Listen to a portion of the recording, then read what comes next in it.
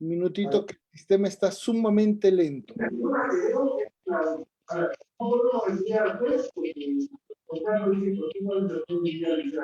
A ver, un ratito estoy compartiendo pantalla, creo. ¿Alguien pudiera apagar su micro, por favor? Están con el micro prendido, pero bueno. Bien, muchísimas gracias por participar en esta sesión en la cual vamos a desarrollar un tema muy significativo porque en las últimas semanas ha estado presente en particular para poder detallar nuevos aspectos en una eventual reforma. ¿Por qué? Porque se ha observado que la tabla de valoración de riesgo detallado en el decreto legislativo 1297 presenta muchísimas falencias, muchísimos errores técnicos y errores que resultan sumamente complicados de poder detallar y evaluar, principalmente porque se genera en un contexto de violencia familiar, ¿correcto? Entonces, vamos a observar el análisis de la presente diapositiva, en particular para describir un aspecto absolutamente técnico y derivado principalmente de la evaluación y análisis de un problema muy complejo, ¿correcto? Entonces, vamos a delimitar la tabla de valoración de riesgo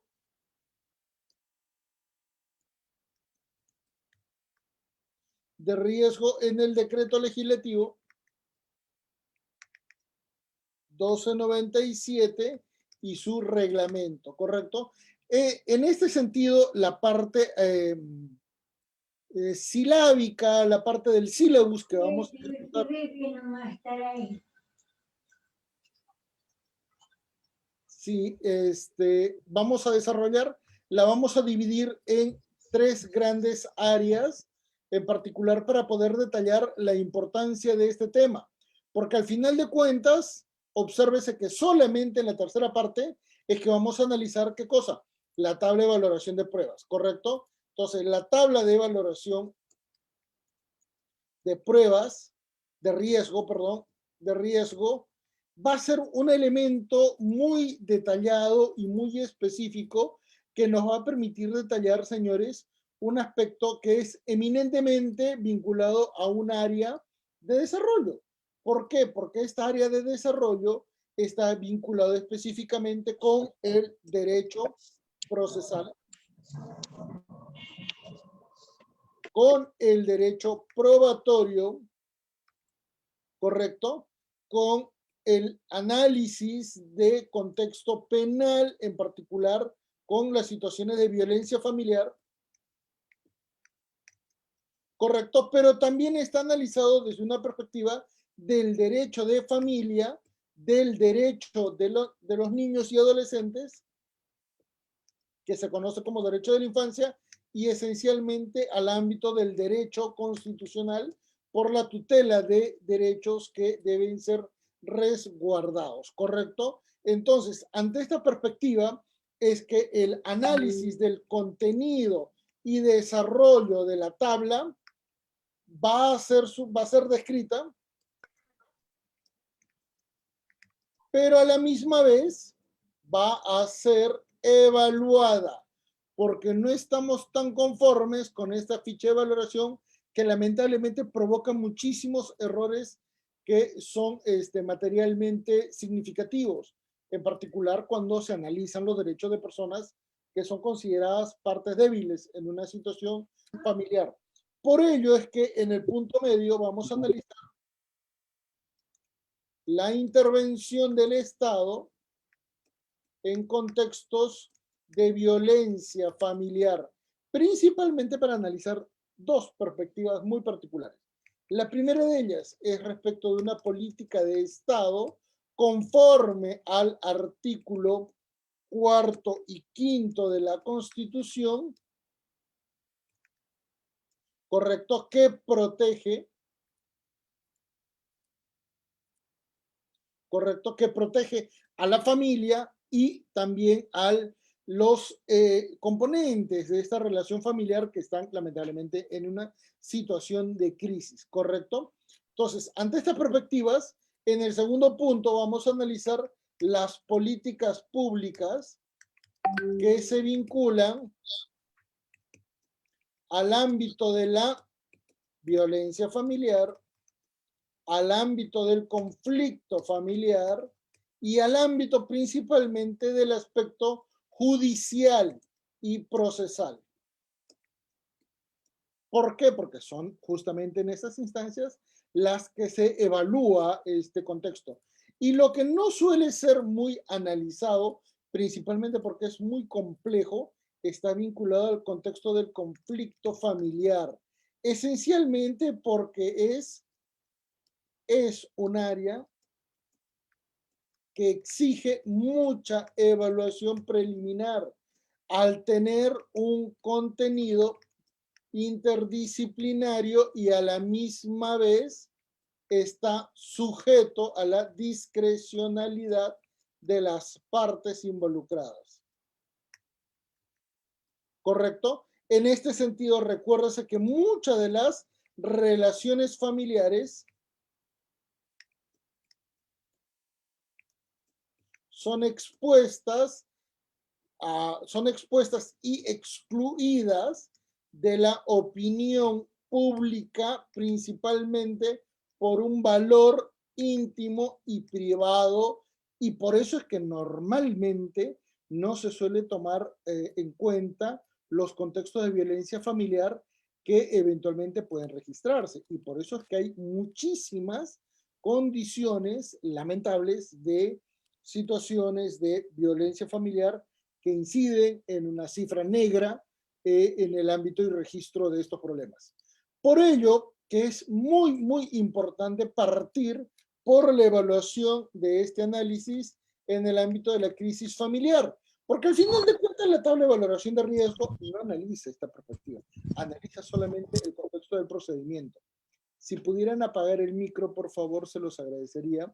Correcto, entonces, ante estas perspectivas es sumamente importante detallar un contexto sobre el cual va a ser posible detallar una serie de elementos que van a permitirnos indicar. Se busca proteger esencialmente a quienes, a personas que eventualmente están en una situación de abandono, en una situación de absoluta ausencia de protección.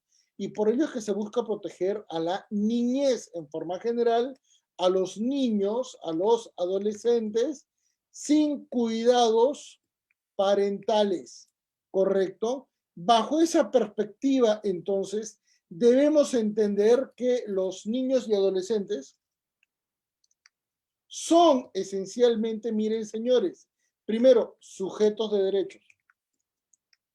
Y lo son desde una perspectiva de la Convención de Derechos del Niño, ¿correcto? De 1989.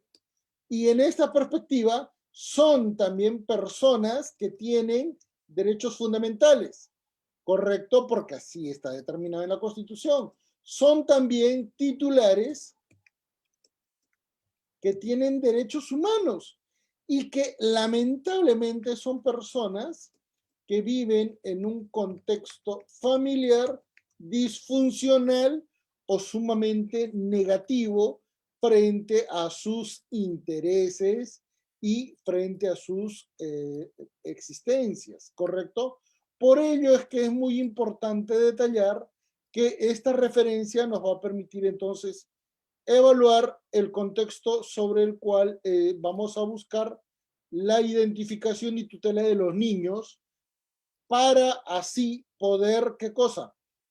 Evaluar el contexto de los ámbitos de tutela que se pueden generar, ¿correcto? Y los ámbitos de tutela que se pueden generar son también esenciales porque permiten detallar, ¿qué cosa? El modo, vamos a ponerlo por acá, el modo en el cual se ejecuta la protección de estos niños y que ha sido detallada sobre la base del acogimiento infantil, y que en realidad esto permite detallar la intervención del Estado en dos condiciones, ¿correcto? Que ya los habíamos adelantado un poquitito y se van a dar cuenta. La primera de ellas, ahora vamos a ponerlo en este sentido, la primera de ellas que va a estar vinculada al contexto preliminar de la niñez y un segundo contexto vinculado al ámbito de evaluación, ¿correcto? Por lo tanto, en un primer momento vamos a analizar las políticas públicas, ¿correcto? Que están vinculadas a la niñez, a la adolescencia, pero a la misma vez vamos a analizar la política de Estado. ¿Por qué? Porque esto está detallado en el artículo 4 de la Constitución, pero esto es una función que ejecuta ¿quién? El Estado, ¿correcto? Por ello es que es muy importante analizar el contexto de la crisis familiar porque nos permite comprender cómo es que eventualmente van a presentarse algunas situaciones disfuncionales que necesitan ser entendidas, comprendidas en una dimensión un poquito más técnica, ¿correcto? Y por ello es que vamos a comenzar a detallar lo siguiente. En primer término, señores, tenemos que analizar que eventualmente van a surgir diferentes situaciones en las cuales vamos a analizar la desprotección de derechos de los niños y adolescentes. Por ello es que vamos a interesarnos eventualmente en cómo es que se analizará el modo en el cual se evalúan los derechos de niños y adolescentes en situaciones de riesgo a efectos de poder determinar cuál va a ser el mejor mecanismo de tutela a su favor, ¿correcto? Y esto esencialmente para poder detallar, ¿qué cosa? Algunas referencias que van a ser sumamente significativas. Y para ello que vamos a citar dos referencias jurisprudenciales muy importantes. Jurisprudencias referenciales. La primera de ellas es una sentencia del Tribunal Constitucional, correcto, que es la 023-02-2014, guión proceso de habeas corpus, que es respecto a la declaración de abandono de menor, afecta el derecho a tener una familia. Evidentemente, el Tribunal Constitucional no consideró los nombres de ese menor en situación de abandono porque eso produce una estigmatización y que resulta, ¿qué cosa? Atentatoria contra la integridad de un menor. Y el segundo elemento de referencia muy importante es el caso de la calle, como los causantes de COVID. Si pudieran apagar sus micros, por favor, se los agradeceré. La segunda referencia será el caso Ramírez Escobar versus Guatemala de la Corte Interamericana de Derechos Humanos, producido en el año 2018. ¿Correcto? Dos referencias sumamente significativas que van a generar el análisis y el estudio de los tres principales elementos de referencia que suelen analizarse en el contexto de desprotección familiar. La primera de ellas es cuando existe, ¿qué cosa? Una ausencia de progenitores y una ausencia de familia inmediata directa, ¿correcto? Y son los casos evidentemente más graves, ¿correcto? En estos casos estamos hablando de una ausencia de familiares o progenitores de modo directo. ¿Por qué? Porque en este tipo de situaciones, lamentablemente tenemos que hacer mención a las dos referencias que suelen existir: muerte de los progenitores y eventualmente el abandono moral de los progenitores, evidentemente respecto de los hijos, ¿correcto? Es abandono moral y material. En otras palabras, la total ausencia de cuidados parentales a favor de un menor. La segunda referencia siempre va a estar vinculado cuando se ejecutan actos contrarios a la tutela de los intereses y derechos de los menores, ¿correcto? Entonces, acá vamos a analizar, a ver, cuando los progenitores ejecutan actos contrarios a la tutela de los derechos de sus hijos. Hijos, tanto biológicos como no biológicos, ¿correcto? Por lo tanto, acá, ¿qué es lo que vamos a considerar? Señores, tres elementos nuevamente. A ver, vamos a ponerlo más por acá. El primero de ellos, señores, cuando se ejecutan casos de prostitución, cuando se ejecutan actos de mendicidad, ¿correcto? Y cuando se desarrollan actos contrarios a la indemnidad sexual de los menores, principalmente en atentados contra la violación o eventualmente contra la indemnidad sexual. ¿Correcto? En tercera perspectiva, vamos a analizar las situaciones cuando la familia no puede hacerse cargo de la crianza y cuidado de los hijos y asume condiciones negativas que repercuten en el desarrollo personal y sociofamiliar de los menores, ¿correcto? Y en estas perspectivas tenemos que ser bastante sinceros y señalar que eventualmente acá lo que se está evaluando es qué cosa, acciones contrarias a la obligación de resguardar cuidados derivados de la patria potestad. ¿Correcto? Porque finalmente es una responsabilidad de los progenitores. ¿Correcto? Entonces acá deberíamos marcarle como, ahora vamos a borrar esta parte para poder detallarlo con números romanos. ¿Correcto?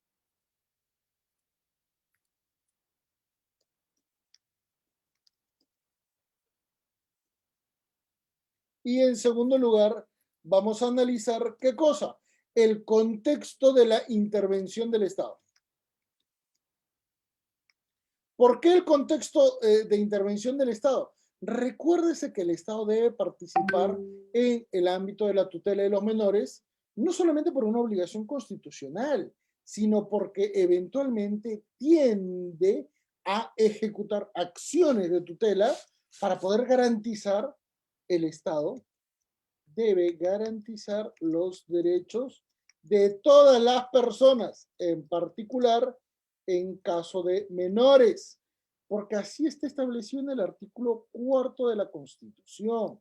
Y esto en función también, ¿qué cosa? A la protección del derecho a la dignidad de la persona humana, ¿correcto? Son elementos de referencia tan significativos que nos van a permitir entonces detallar que el Estado se encuentra en una condición intermedia entre dos aspectos muy centrales. Vamos a ponerlo por acá. ¿Correcto? Y en donde el Estado debe ejecutar acciones, miren, a favor de personas en cuestiones de vulnerabilidad y finalmente si es que son grupos vulnerables, que son totalmente distintos. Sobre esa base es que debe ejecutar políticas de Estado que están plasmados en la Constitución, ¿correcto? Y dos, políticas públicas que están contenidas en la legislación y la actuación de las entidades públicas, ¿correcto? Todas estas están vinculadas. ¿Y cómo se van a vincular en este contexto? ¿Cómo es que se van a relacionar? Muy bien, para ello vamos a analizar un aspecto sumamente central en el cual vamos a encontrar referencias que nos permitan indicar cómo es que el Estado ejecuta estas acciones. ¿Correcto? Y para ello va a ser muy significativo entender y comprender que el Estado se organiza y las entidades ejecutan una acción en particular. Comencemos entonces, señores. El primero de ellos es el Congreso de la República, principalmente con la emisión de leyes y el control político, ¿correcto? Luego viene el gobierno nacional, donde encontramos, ¿qué cosa? Al presidente de la República. Vamos a ponerlo más acá. al presidente de la República, más la presidencia del Consejo de Ministros, más los ministerios, ¿correcto?, que ejecutan normalmente las políticas públicas. En tercer lugar, vamos a encontrar a los gobiernos regionales y municipales que organizan políticas de gobierno, ¿correcto? Porque están en función a la acción de la entidad bajo la dirección de su principal autoridad, que puede ser el alcalde, el gobernador, etc. Véase que en este sentido ya tenemos a las principales entidades del Estado, ¿correcto? Pero también va a estar involucrado, ¿qué cosa? El Poder Judicial y Ministerio Público. En particular, cuando se analizan los niveles de derechos de personas en situación de vulnerabilidad y que son grupos vulnerables, que son totalmente distintos, ¿correcto? Y en estas medidas vamos a encontrar, ¿qué cosa? Entidades que forman parte de los ministerios, que forman parte del gobierno nacional, que ejecutan acciones particulares y específicas, como por ejemplo el Ministerio de la Mujer, como por ejemplo el MINJUS, como por ejemplo el Ministerio del Interior con la Policía Nacional, ¿correcto? Y así vamos a encontrar a otras entidades que finalmente ejecutan políticas públicas. Pero estas políticas públicas también tienen que evaluarse en función de cómo resolver el contexto de vulnerabilidad de los menores. Y por lo tanto surge la necesidad de entender y cómo vamos a proteger el contexto de vulnerabilidad si eventualmente hay una situación de abandono, ¿correcto? Y esta situación entonces de abandono o desprotección de menores requiere pues ser evaluado directamente. Y para ello vamos a entender que es el Estado el que formalmente ejecuta estas acciones, ¿correcto? Entonces, estas acciones se van a desarrollar en una serie de patrones que van a permitirnos a nosotros detallar un conjunto bastante explícito en el cual el Estado interviene a efectos de proteger los derechos de los menores, ¿correcto? ¿Cómo va a ejecutar este nivel de protección? Primero, estableciendo, ¿qué cosa? Estableciendo mecanismos de tutela inmediata, ¿correcto? Y estos mecanismos de tutela inmediata van dirigidos principalmente, primero, al tipo de víctima en situación especial, ¿correcto? Y eventualmente a grupos vulnerables en situaciones en las cuales no puedan defender sus derechos. Por lo tanto, en esta perspectiva vamos a entender que van a proteger también a la mujer, van a proteger también al niño, van a proteger eventualmente, acá vamos a ponerlo por acá, van a proteger a la persona de la tercera edad, van a proteger eventualmente, a ver, vamos a ponerlo por acá, a las situaciones a las personas minusválidas, personas con discapacidad, que ese es el término actual, a efectos de poder establecer, ¿qué cosa? Un nivel de tutela mucho más específico. ¿Y cómo se hace ese nivel de tutela mucho más específico? Primero, resguardando y evaluando situaciones especiales, ¿correcto? ¿Cuáles situaciones especiales? En función del tipo de persona y en función también a las condiciones. Por ello, en primer término, se analiza el contexto familiar, para poder detallar si se trata de un matrimonio, de una convivencia o de un concubinato. Señores, convivencia y concubinato son diferentes.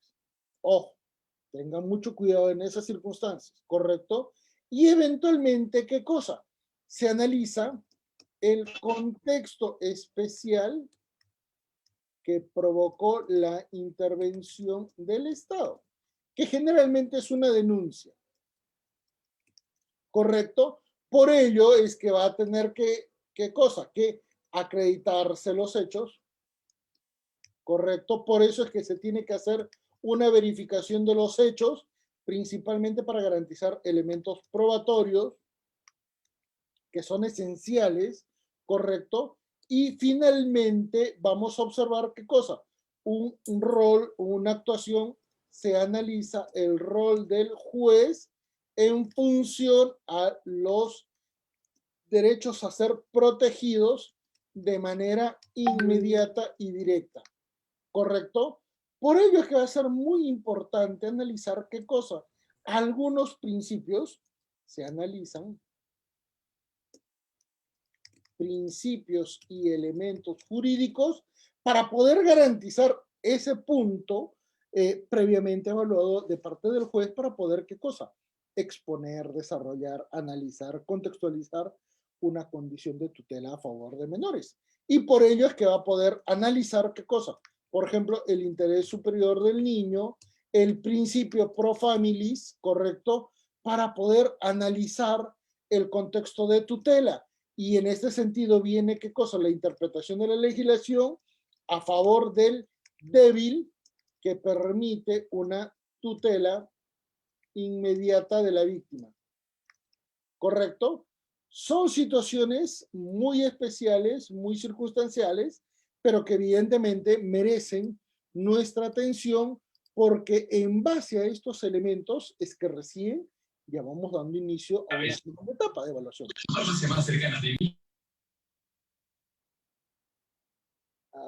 A la persona que está escuchando la ponencia, por favor, si está ocupado con otra actividad, pondere, ¿no? No se preocupe. ¿Correcto? Entonces, ante estas referencias, es muy importante entonces entender cómo es que vamos a llegar a definir nuestro nivel de evaluación en nuestro decreto legislativo, si es que eventualmente vamos a encontrar, a ver, permíteme por acá, vamos a encontrar dos niveles en los cuales vamos a tener que analizar los dos elementos materiales que suelen ser representativos con respecto de la desprotección infantil. Y esto es muy significativo, miren señores.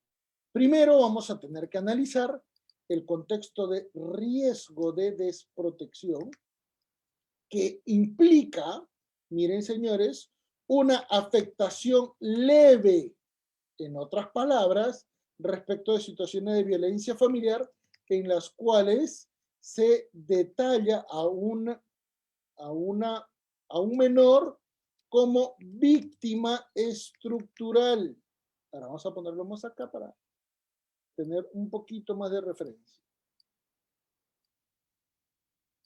A una víctima estructural, ¿correcto? B, en segundo término, una afectación grave que puede ser provocada esencialmente por un daño en el ámbito sexual, ¿correcto? O eventualmente en un daño a la integridad física, ¿correcto? Véase que hay dos cuestiones que van a ser muy representativas en el ámbito del riesgo de desprotección.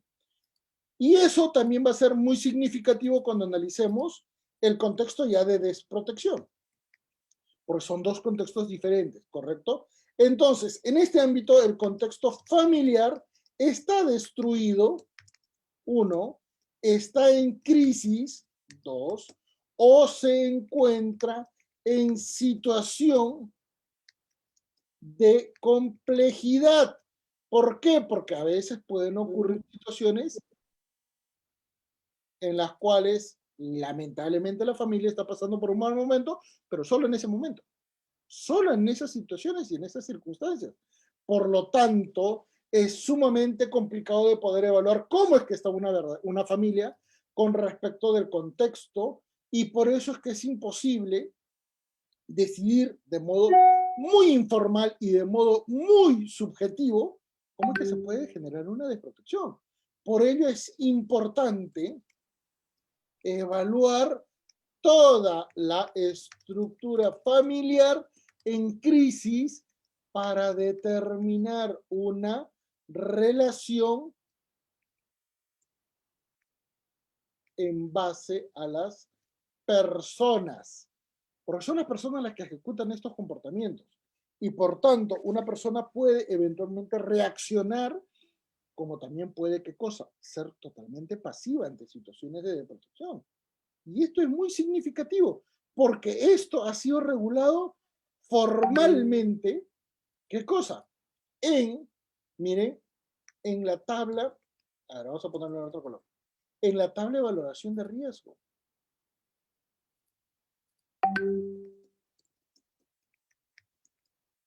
Y que ha sido regulado, donde en la resolución ministerial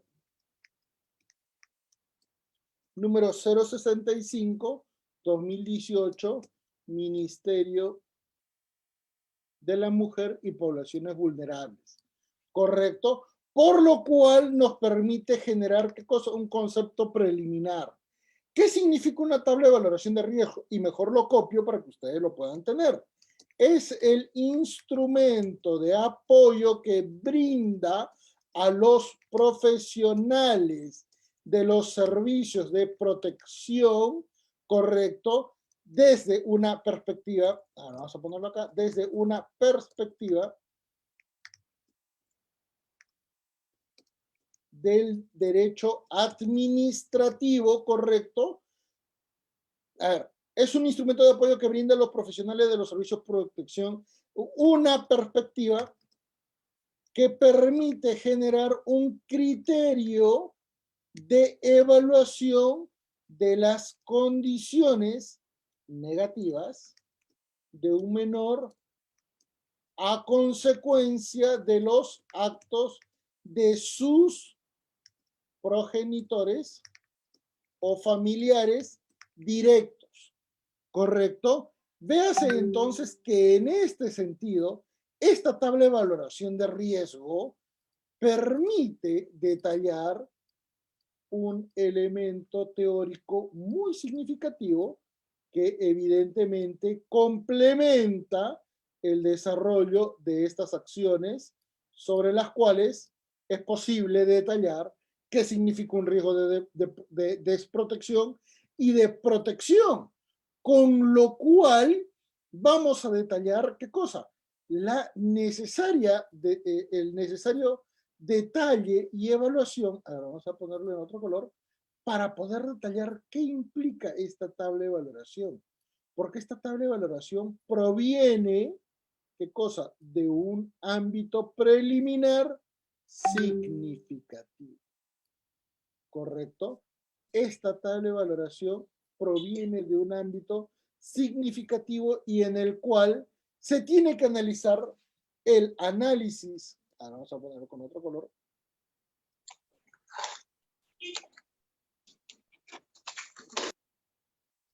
el análisis de los elementos que acreditan hechos contrarios a la defensa de los derechos de un menor deben ser evaluados con diligencia, pero deben ser evaluados además con una absoluta prudencia. ¿Por qué?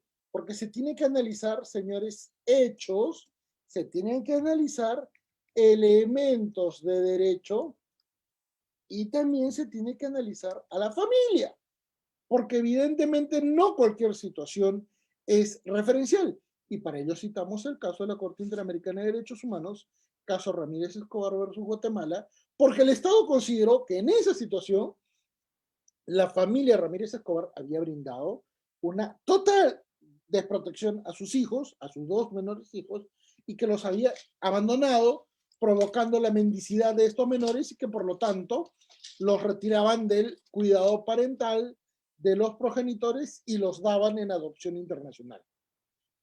Nótese que al final de cuentas se generaron procesos de adopción internacional y que al final Guatemala fue responsable porque se ejecutó, ¿qué cosa? Una condición negativa contra los menores porque se abandonaron. Se rompió el vínculo familiar para efectos de cumplir con un procedimiento administrativo sin garantizar los elementos materiales de la relación. La familia era una familia pobre, no era una familia que había abandonado materialmente a sus hijos, ¿correcto? Y para ello, entonces, se hace necesario entender los siguientes elementos. Miren, señores, primero, informe de la Policía Nacional, ¿correcto? ¿Y qué va a tener particulares condiciones? La primera de ellas es la entidad pública más próxima a las partes involucradas y puede tener conocimiento directo de los hechos y de las situaciones de referencia legal. ¿Correcto? Y además es la que ejecuta un análisis en el médico legista. Con lo cual es posible, ¿qué cosa? Registrar un elemento probatorio muy significativo. Dos, en segundo término, señores, viene, ¿qué cosa? Un informe del Ministerio Público. En particular porque es la evaluación legal del representante de la sociedad y de las víctimas en forma general, con lo cual su evaluación puede tener, ¿qué cosa? Un contenido técnico. ¿Por qué? Su informe está basado en la evaluación de los datos generados por el médico legista. Por lo tanto, no es una opinión meramente legal, es una opinión interdisciplinaria que es muy significativa.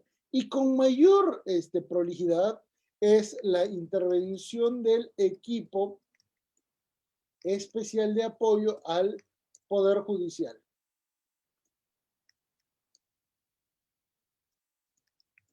¿Por qué? Porque son ellos los que ejecutan la pericia psicológica y en segundo lugar ejecutan un análisis desde una perspectiva interdisciplinaria de la asistencia social, cuyo informe de la asistencia social, permite detallar qué cosa, la evaluación socioeconómica de la familia. Y vean cómo es que estos elementos, que al final terminan por identificar lo que significa un riesgo de desprotección y una desprotección, resultan ser muy significativos.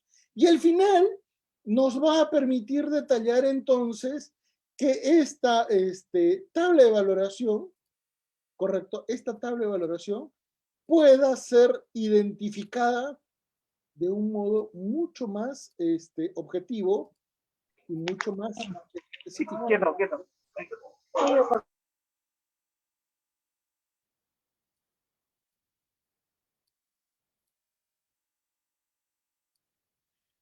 ¿Correcto? Entonces, ahí nos vamos a dar cuenta que esta labor de evaluación resulta muy importante y que nos va a permitir, ¿qué cosa? Observar un contexto ya donde vamos a analizar específicamente esta tabla de valoración. Ya iniciamos entonces nuestra tercera etapa en la descripción de nuestra conferencia para poder, ¿qué cosa? Informar sobre el contenido de la tabla de valoración de riesgo.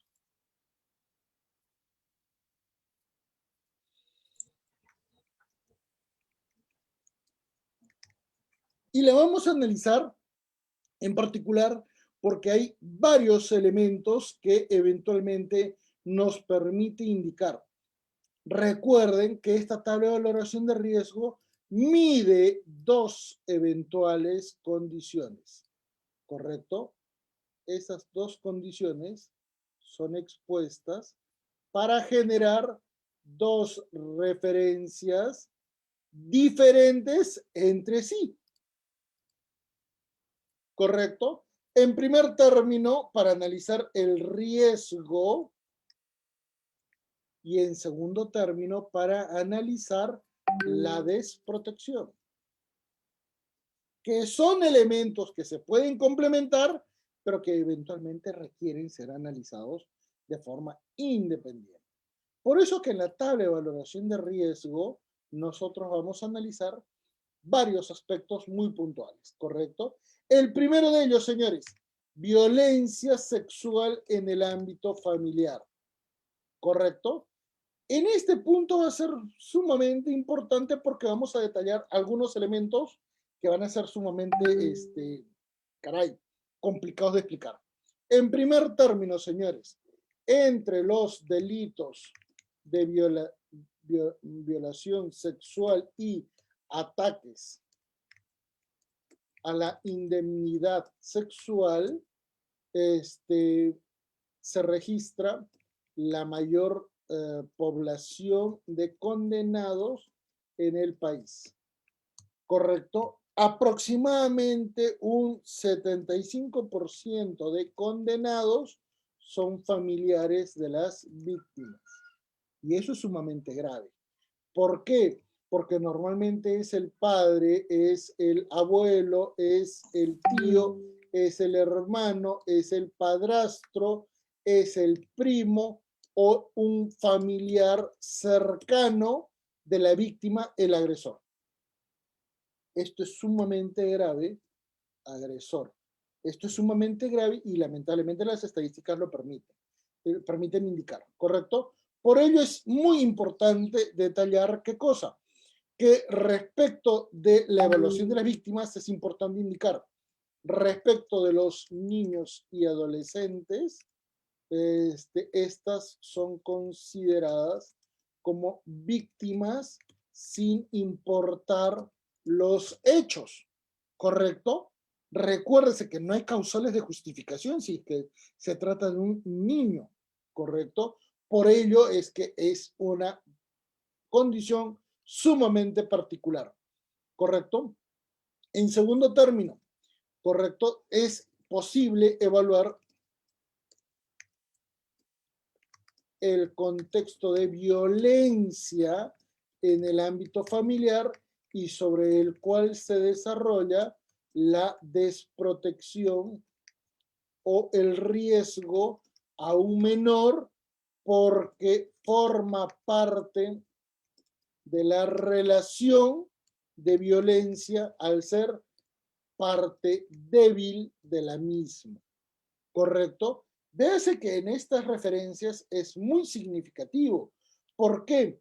Porque estos contextos de violencia sexual implican necesariamente que hay una violencia física y una violencia psicológica preliminar, ¿correcto? Entonces, es posible detallar y determinar que existen elementos de violencia preexistentes a la violencia sexual. ¿Correcto? 2. Cuando se analiza la explotación sexual y lamentablemente en estas condiciones tenemos que detallar, en algunas regiones del país son los propios progenitores quienes inducen a la prostitución a sus menores hijas, principalmente por carencias económicas. Por lo tanto, acá se tiene que analizar, ¿qué cosa?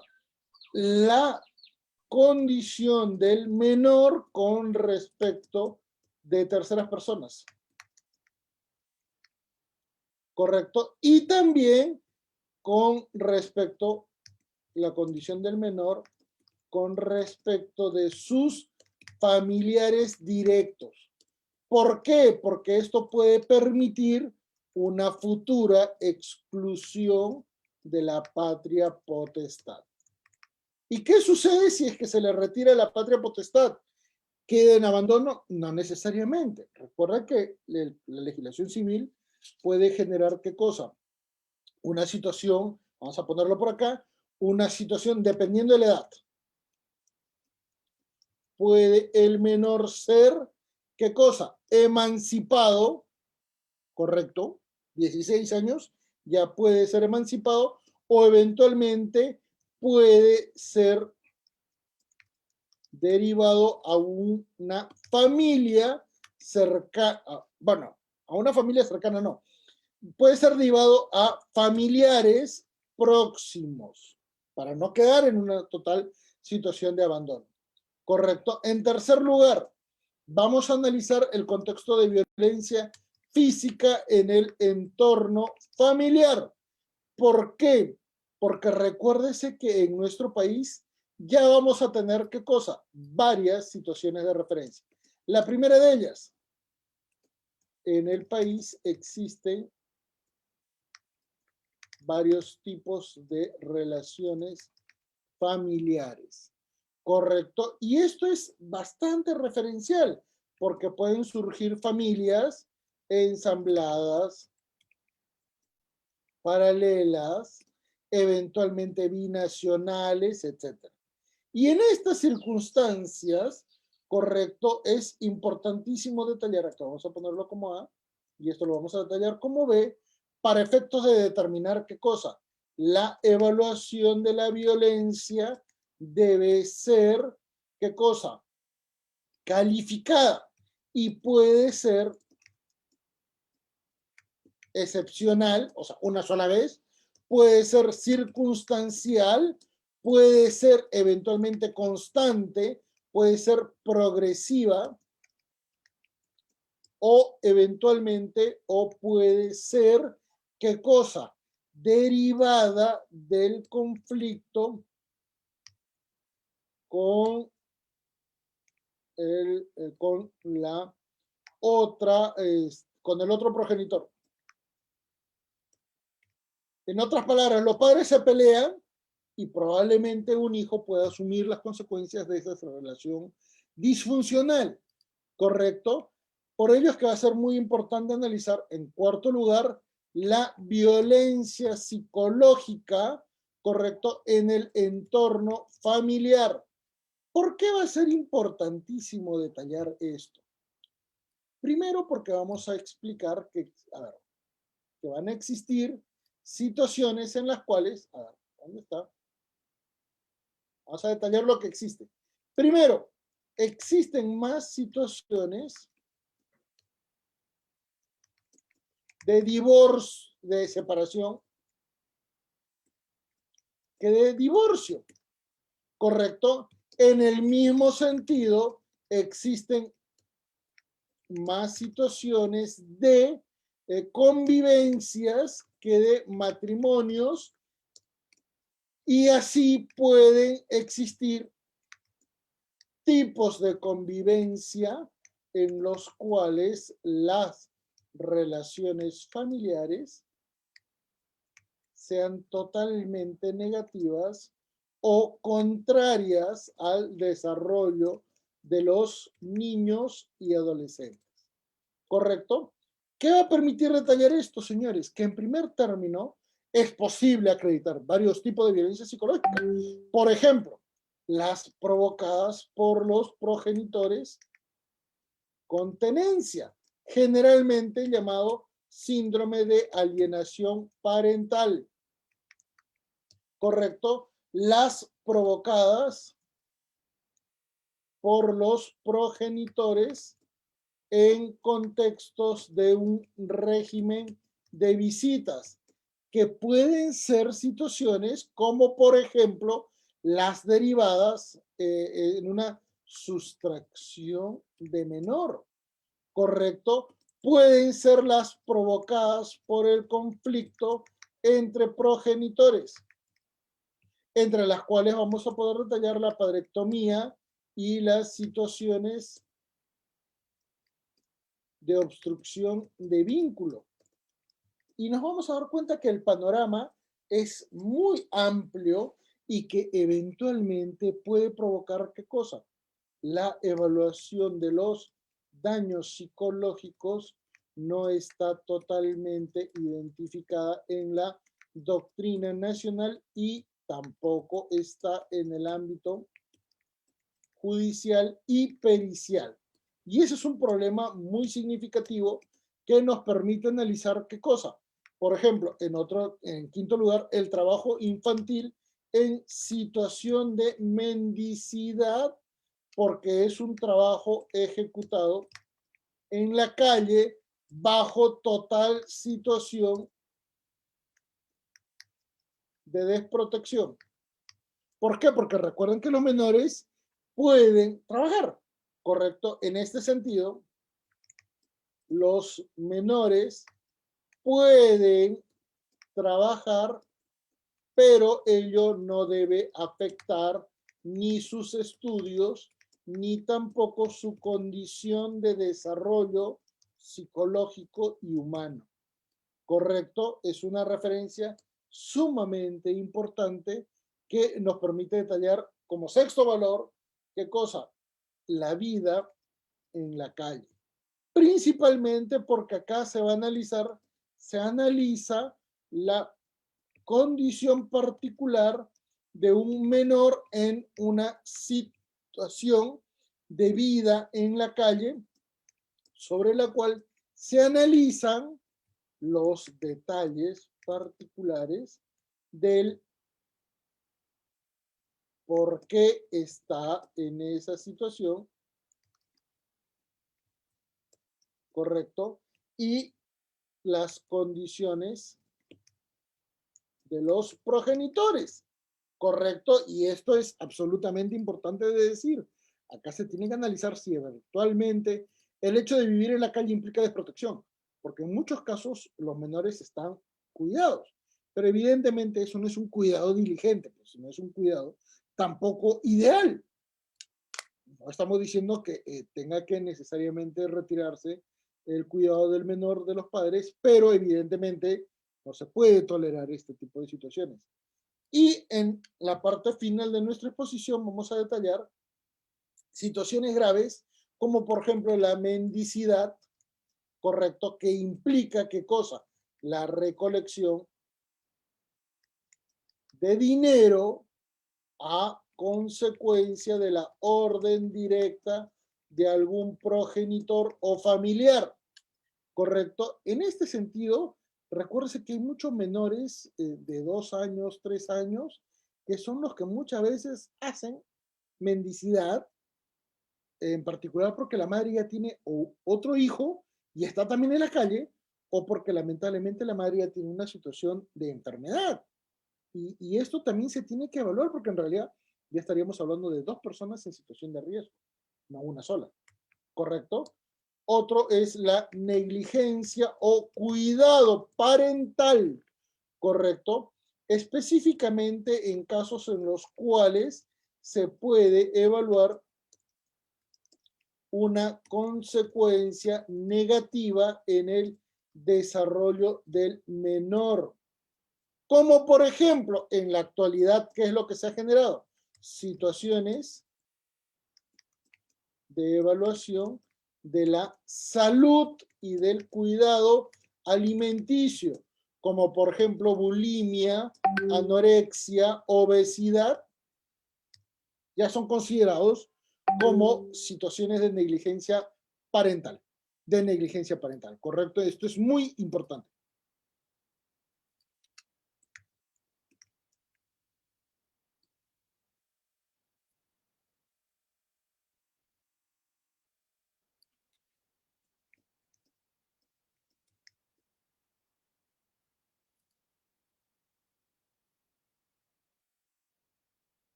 Muy bien. Ante estas perspectivas, entonces, es muy importante detallar ¿qué cosa? La importancia de evaluar los siguientes 4 aspectos, ¿correcto? Que van a ser muy significativos porque ya finalizan con esta etapa de evaluación que es muy particular, ¿correcto? Y acá vamos a detallar, por ejemplo, la situación de conducta de riesgo en la familia de origen. 9. Conducta de riesgo en la familia de origen. ¿Por qué? Porque evidentemente van a haber situaciones como por ejemplo el alcoholismo, como por ejemplo la drogadicción o eventualmente el contexto del AMPA que vincula al progenitor o familia que resultan sumamente negativos, ¿no?, para el desarrollo del menor. En 10º lugar tenemos a la trata de niñas y adolescentes como actividad delictiva y evidentemente con el proxenetismo, correcto, al abandono moral y material respecto de los hijos y menores a cargo y finalmente, señores, otras condiciones. Lamentablemente, todas estas fichas, estos elementos de evaluación,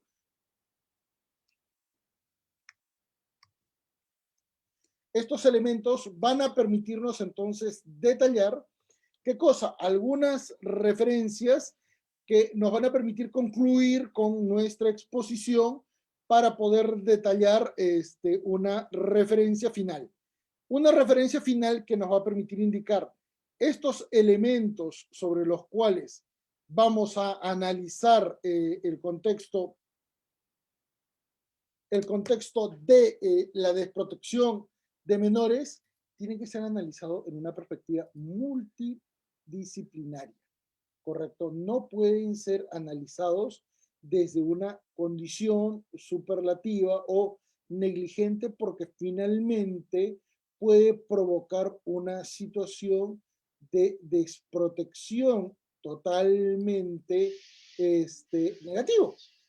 Y esto es muy importante porque al final de cuentas se trata de una condición muy exigente con respecto al Estado, ¿correcto? Entonces, estamos hablando de una condición que va a ser muy, muy particular y que de alguna manera nos permite indicar que se necesita trabajar mucho sobre este ámbito, que se necesita exponer mucho sobre el elemento referencial y que eventualmente nos permite entender las condiciones sobre las cuales se tienen que ejecutar las medidas de protección, ¿correcto? ¿Y cómo es que se ejecutan las medidas de protección? Acá vamos a mencionarlo. Las medidas de protección. Primero se tienen que establecer, ¿qué cosa? Condiciones de apoyo a la familia para fortalecer las competencias de cuidado y crianza derivados de la patria potestad. Correcto. Obsérvese entonces, señores, que estamos hablando de una situación de obligación con respecto a los padres. Segundo, se deben generar condiciones que permitan el acceso a los servicios básicos y esenciales a favor del desarrollo.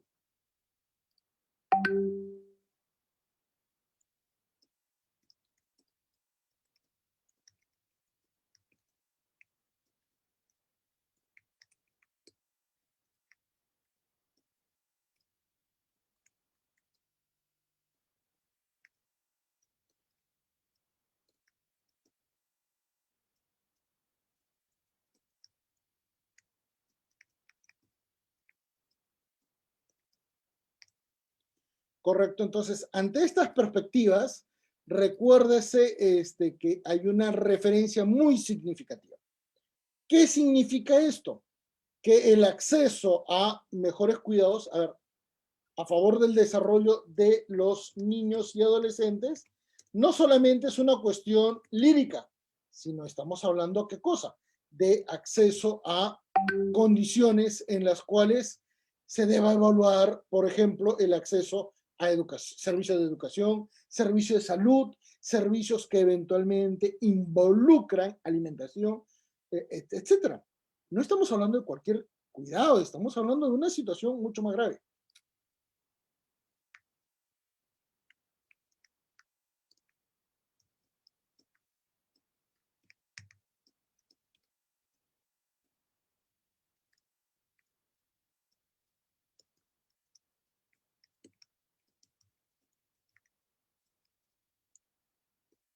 Muy bien, entonces, ante esta perspectiva, véase que vamos a tener que considerar a servicios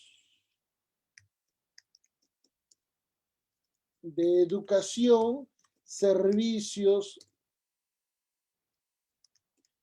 públicos, de salud, servicios públicos de alimentación, etcétera, porque al final de cuentas, más allá de las obligaciones de los progenitores, está también la obligación del propio Estado, ¿correcto?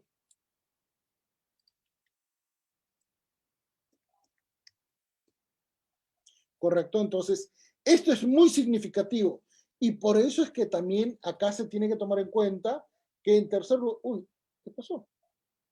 ¿Por qué se generó esto?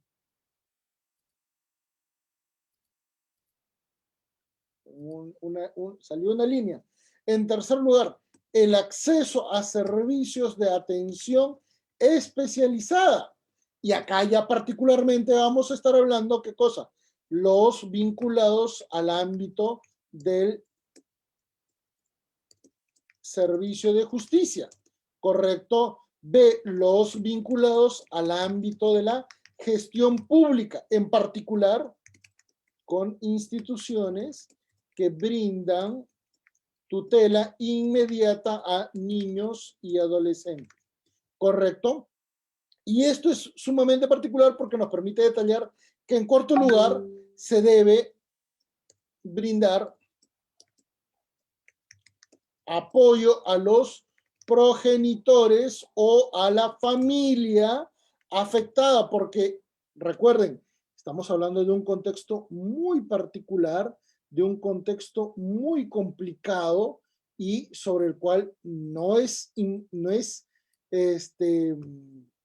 fácil de poder evaluar estas situaciones, porque lamentablemente esto ha superado todas estas condiciones, ¿correcto?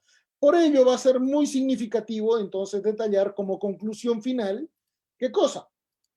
Que la tutela de niños y adolescentes, ¿correcto? Debe ser entendida de una manera interdisciplinaria. ¿Para qué cosa?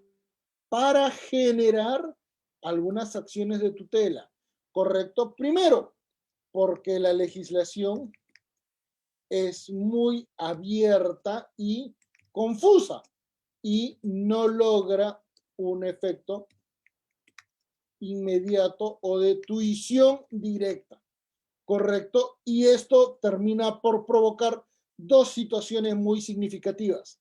Situaciones de regulación de una familia ampliada para generar el acogimiento familiar, esto es, la posibilidad de que la familia amplia, extendida, pueda aceptar a un menor que ha sido declarado ya en abandono, ¿correcto? O pueda generarse, ¿qué cosa? Un acogimiento residencial, donde ya no interviene la familia, sino es una casa residencia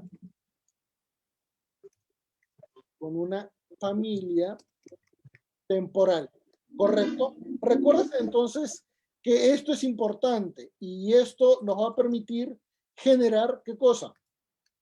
Porque la legislación es muy abierta y confusa y no logra generar un efecto inmediato de tuición directa y por ello solo existen dos mecanismos que se ubican en la ley actual, en el decreto legislativo 1297 y que son los siguientes: las situaciones de regulación de una familia ampliada y eventualmente las condiciones en las cuales vamos a establecer el criterio de evaluación de una familia temporal, porque un menor no puede quedar en una desprotección respecto a su familia de origen o eventualmente frente al Estado, ¿correcto?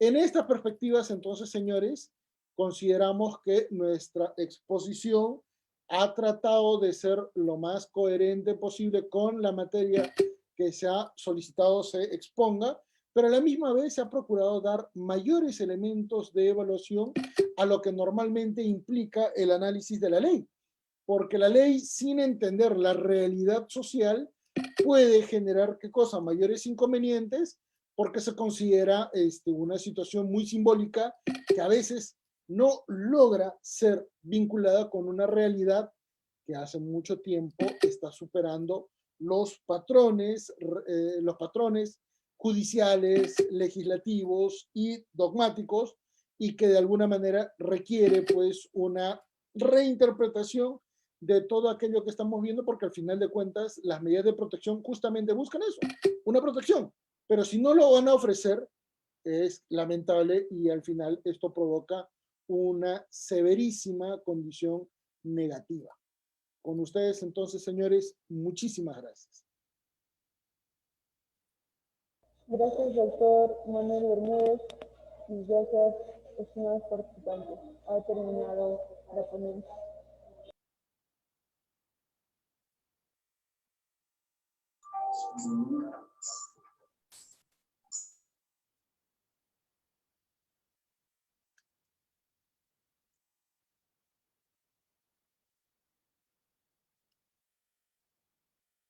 Doctor Manuel, algunos participantes tienen preguntas. Encantado.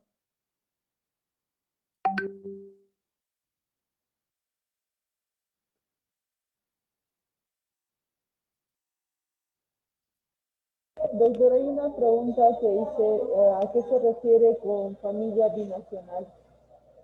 Por ejemplo, en la actualidad, producto de la migración venezolana, tenemos muchísimas personas que son venezolanos en nuestro país, y desde que se han registrado su ingreso, y esto data desde el año 2016, ojo, la migración viene del año 2016, en realidad, momentos antes de la pandemia, ya estábamos pasando la quinta etapa de la migración, la quinta ola. Entonces, familia binacional implica una familia de un ciudadano peruano o una ciudadana peruana con un ciudadano venezolano o venezolano, ¿correcto? ¿Y esto por qué es significativo? Porque muchas veces este contexto de disfunción, producto de cultura y producto de una situación de residencia en el extranjero o en el ámbito nacional, puede provocar complicaciones en el futuro, ¿correcto? Por ejemplo, imagínense que el contexto político peruano está tan complicado que probablemente muchos venezolanos que han migrado estén pensando volver a migrar. Y si tienen ya un hijo que eventualmente tiene un padre peruano, una madre peruana, o eventualmente al revés, venezolano-peruano, ¿qué va a pasar? Esas situaciones tienen que evaluarse, pero son, son no las referencias excluyentes, ¿no? Son casos muy particulares y que eventualmente no tienen las mismas condiciones ni las mismas situaciones que hemos detallado en caso de abandono material, que son los casos más directos. Doctor, siguiente pregunta. ¿Cuál es la diferencia entre convivientes y concubinos? Bueno, pero eso no forma parte de la exposición, pero vamos a detallarla, ¿correcto? Conviviente es aquella persona que no tiene impedimento matrimonial. Por lo tanto, yo soltero, una dama soltera, podemos convivir y al cabo de los 2 años podemos, ¿qué cosa? Formalizar o registrar nuestra convivencia o finalmente casarnos. Depende de nosotros. Una condición privada, ¿correcto? Y solo va a tener un aspecto público cuando el Estado interviene. En cambio, en concubinato, se conoce, preexiste la referencia de que hay un matrimonio. Y son uno de los casados quien tiene una pareja amante, y esta persona amante, varón o mujer, conoce la existencia del matrimonio y a pesar de ello forma parte de esta relación tripartita, ¿correcto? Y los concubinos nunca tienen derechos porque conocen de la relación preexistente del matrimonio, ¿correcto? Por eso es que no heredan, por eso es que no pueden asumir ninguna condición favorable porque han actuado de mala fe y la ley les impide cualquier tipo de situación. Ahora, si estos amantes tienen un hijo, el hijo evidentemente forma parte de otra relación que sí puede tener derechos, pero igual van a ser derechos, por ejemplo, en el ámbito sucesorio, menores a los detallados de una familia matrimonial, porque el hijo de una familia matrimonial hereda de sus 2 padres, el hijo concubino no, hereda solo de uno.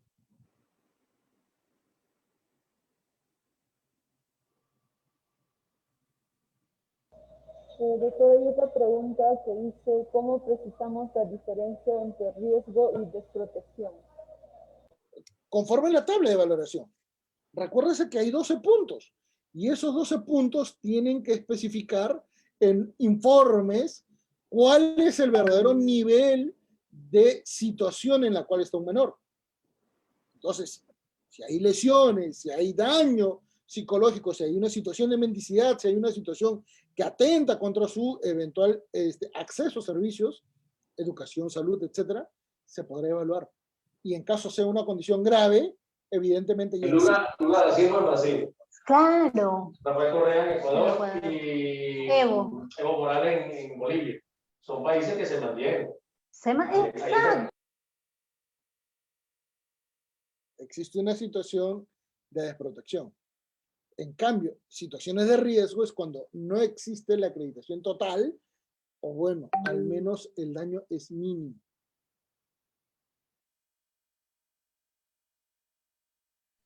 Doctor, buenas noches.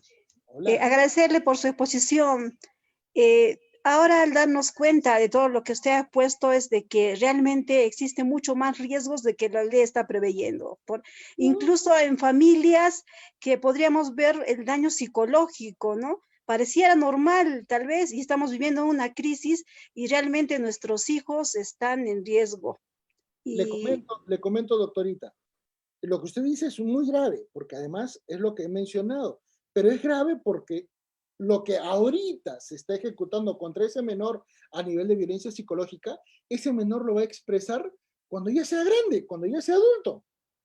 Entonces, cuando ya sea adulto, se va a dar cuenta que puede atacar de repente a su pareja o porque puede actuar temerariamente y no le va a pasar nada. Y esas situaciones de problemas psicológicos de la niñez se exteriorizan cuando ya son mayores. Efectivamente, doctor. La cuestión está, doctor, en que justamente estamos viendo que estas tablas de riesgo de valoración no están estableciendo estas circunstancias, ¿no? Menos aún se puede apreciar que las políticas de Estado y políticas públicas intervengan correctamente, ¿no? En estos casos, y obviamente usted lo ha señalado. ¿Qué se puede hacer, doctor, ahora de manera inmediata frente a esta realidad? Lo que sucede, doctorita, es que estamos ante una situación grave. Y usted sabe que en situaciones graves, ejecutar una sola acción no basta. Es como tener un enfermo casi... A ver, una persona con COVID, para ver el contexto, no pues necesita tomar solamente pastillas o eventualmente tomar cama, ¿no? Necesita, por ejemplo, intubación, necesita una dieta, necesita la toma de analgésicos y la toma de medicinas que eventualmente amplíen su pulmón, etc. Es una acción orgánica, es una acción compleja. Mientras no se tenga en cuenta eso, va a ser difícil solucionar parte por parte el problema. Eso es parche, no es la solución objetiva. Y esto es un problema muy grave, porque hay familias, por ejemplo, que vienen en total pobreza, pero que nunca han afectado a sus hijos y que nunca les han brindado, ¿qué cosa? Una situación de desprotección y que eventualmente con sus mínimos recursos les han brindado educación, a veces alimentación muy baja o eventualmente qué cosa, pero nunca les han negado el ir al colegio. Ese tipo de situaciones es totalmente contradictorio a personas que eventualmente tienen muchos recursos y que a sus hijos los engordan o los hacen reducir de peso de forma aguda para efectos de poder cumplir con patrones sociales que a veces no son significativos cuando un niño está creciendo. Entonces, vemos que no todos reaccionan a las mismas circunstancias, ¿no? Hay personas que, si usted va por cualquier sitio donde hay asiento, se va a dar cuenta que a un menor de menos de 4 años le dan el celular, como si eso fuera motivo suficiente como para poder calmarlo. Y en realidad los están inviciando, en realidad les están generando menos capacidad neuronal y peor aún, les están afectando a la vista y no se dan cuenta. Los problemas lo van a ver cuando esos niños ya tengan 12, 15 años y no sepan manejar muchas cosas, no tengan habilidades para desarrollarse socialmente. Buenas noches, doctor. Quería hacer bueno, yo le voy a contar una experiencia, grosso modo. Había un niño, 2 hermanas que la habían internado a un albergue de menores. ¿Qué pasó? El papá con la mamá lucharon, pero el caso fue, la mamá tenía medidas de protección contra el padre. A pesar de eso, el día emite un informe diciendo que realmente la que es el problema es la madre y no el padre, y se lo entregan al padre. ¿Y el padre qué ha hecho? A pesar que el padre tiene denuncias de maltrato psicológico, violencia, ha ultrajado a su madre siendo pareja y actualmente ya pasó 2 años y sigue los problemas. ¿Por qué? Porque la papá ha cambiado 3 veces de pareja, como ya no tiene, como el juez le pide que tenga un soporte en la familia, que cuide a los niños, ha cambiado por 3 veces la pareja. ¿Y qué ha hecho ahora? Han mandado a la UP ya lo mandó al Poder Judicial, ahora los mismos profesionales dicen que no, la madre no está capacitada y la niña está mejor con su padre. Y yo digo, según usted, la tabla de valoración que hemos estudiado el día de hoy, los niños no deberían estar con su padre y en todo caso ver la forma, ¿no? Cómo arreglar ese problema. ¿Y qué se podría hacer? Lo que sucede, y si se da cuenta ahí, tenemos a los dos progenitores que han ejecutado acciones contrarias a sus hijos, ¿correcto? Y esto es sumamente referencial, y esto también se tiene que evaluar. Muchas veces el conflicto de los progenitores es entre ellos, y no afectan a los hijos. Por ejemplo, yo he visto muchísimos casos de violencia familiar, entre los padres, pero los dos padres nunca han tenido problemas con respecto a los hijos. Y eso es muy importante porque al final de cuentas permite decir, el padre podrá haber sido violento con la madre, pero no con la hija. Ahora, no voy a negar que hay casos en los cuales el padre es violento con todo el mundo. Ante esas circunstancias, también la evaluación va a poder detallar qué cosa, que en estas situaciones no le podrían entregar qué cosa, el cuidado o la tenencia o lo que corresponda inmediatamente. Esto requiere mucha evaluación pericial y peor aún, necesita una evaluación pericial policía, Ministerio Público, Poder Judicial, para poder determinar objetivamente qué es lo mejor para el hijo. No debería llegar a suceder estos casos, pero lamentablemente esto es lo más común que hay.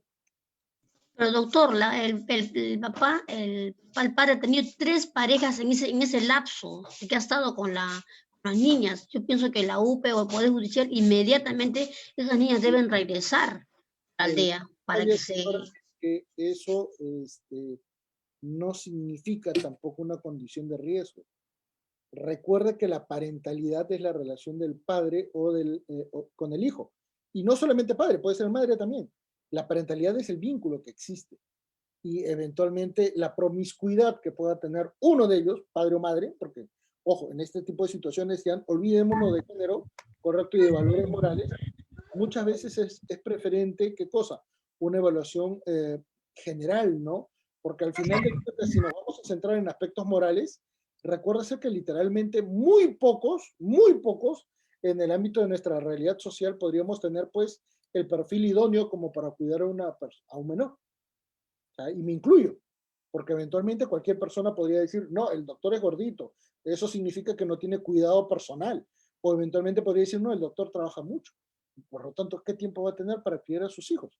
Entonces, recuérdese que tenemos que tener un punto medio, y el mejor punto medio lo pueden dar cuando ya observamos 3 evaluaciones periciales de 3 instituciones diferentes. Y si las 3 observan lo mismo, evidentemente hay un mayor y mejor perfil de la evaluación de la realidad. Y esto ayuda mejor a los niños, ¿no? Gracias, doctor. Doctor, buenas tardes. Quería hacer una consulta respecto al tema que usted ha tratado el día de hoy. Cuando una madre presenta, por ejemplo, un retraso mental, ¿no? O ya sea que la madre o la madre en este caso tuviera, por ejemplo, esquizofrenia, estaríamos hablando también de poder evaluar si existe riesgo de desprotección o desprotección familiar, o por la condición misma no se consideraría como tal y sino como otro, tal vez como otro. Recuérdese, doctor, estamos hablando de... A ver, ¿qué es lo que se tiene que analizar en una situación de tabla de riesgo? Se tiene que analizar el perfil de los progenitores, ¿no? Y el perfil de los progenitores no es solamente una cuestión personal, no es una cuestión psicológica, es también una condición económica y es también una condición moral. porque es la evaluación general de cómo se comporta una persona que ejerce o ejecuta una acción parental, ¿correcto? Entonces, si se evalúa una condición psicológica y se llega a determinar que tiene esquizofrenia, viene un gran detalle, la esquizofrenia necesita ser tratada, pero si la madre, en este caso como usted ha detallado como ejemplo, tiene una medicación y la cumple, evidentemente está controlado. Pero ¿qué pasa si es que en la evaluación sale que no se cuida, que no logra cuidar su propio desarrollo? Evidentemente pone en peligro a cualquier persona, no solamente un menor. Puede poner en peligro también a su propia pareja. Y eso ocurre normalmente en situaciones en las cuales se han detectado casos de violencia física contra el varón, principalmente con acuchillamientos y con situaciones de lesiones graves. ¿Ya? Entonces, un momentito, el que sea mujer no significa que no tenga problemas. Cualquier persona acá puede tener problemas. Es más, hay personas que en su vida pueden decir, yo no estoy enfermo, pero si pasan por una evaluación psicológica y psiquiátrica, puede que sí tengan problemas. Problemas de mala personalidad, problemas derivados de impotencia, y por eso la reacción muchas veces es violenta. Esto ya es un problema mucho mayor. Entonces, si una persona es evaluada y llega a ser determinada con estas condiciones y características, lamentablemente no podría tener, pues, bajo su cuidado un menor. Sería un peligro doble. Sí, agradecerle, ¿no? Por la respuesta que un poco absuelve, ¿no? Mis dudas, pero también justo aprovechando la oportunidad, tenía un caso similar en la cual, por la misma condición de salud mental de la mamá, la UPE, que es el ente quien interviene, ¿no? En los casos de riesgo de desprotección familiar o desprotección familiar en menores, me supo decir que ellos no intervenían, ¿no? ¿Qué vamos a hacer con el problema de salud mental de la mamá? Nosotros no vemos ese tema. ¿Qué vamos a hacer? Eso es Y, cierto. y no quisieron, por ejemplo, intervenir en este caso por la condición de la mamá y para a mí, a mi parecer, de verdad que no me pareció la respuesta, ¿no? Porque era algo inadecuado en realidad, porque estamos hablando no directamente de la condición de salud de la mamá, sino del menor, ¿no? Que muchas de las veces se puede exponer, ¿no? Al menor en Hay un gran circunstancias. detalle. Recuérdese que lamentablemente tenemos una ley muy atomizada y que analiza casos muy particulares sin tomar en cuenta el contexto general. ¿Correcto? Entonces, recuérdese que lo que estamos analizando es el decreto legislativo 1297, que analiza los casos de tabla de valoración de riesgo.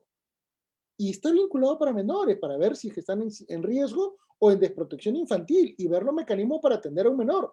Por lo tanto, si no se va a evaluar a un menor, eventualmente esta norma ya quedó en situación disfuncional. Podría eventualmente analizarse un contexto de violencia familiar. Ya estaríamos hablando de la ley 30.364, que es de violencia familiar, pero tampoco aplicaría porque eventualmente tendría que registrarse una acción de violencia directa contra el menor.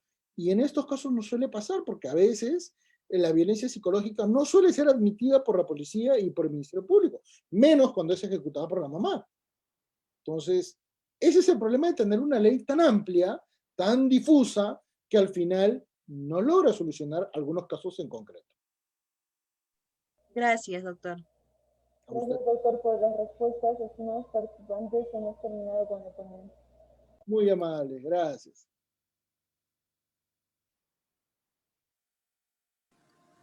Muchas gracias, doctor. Buenas noches.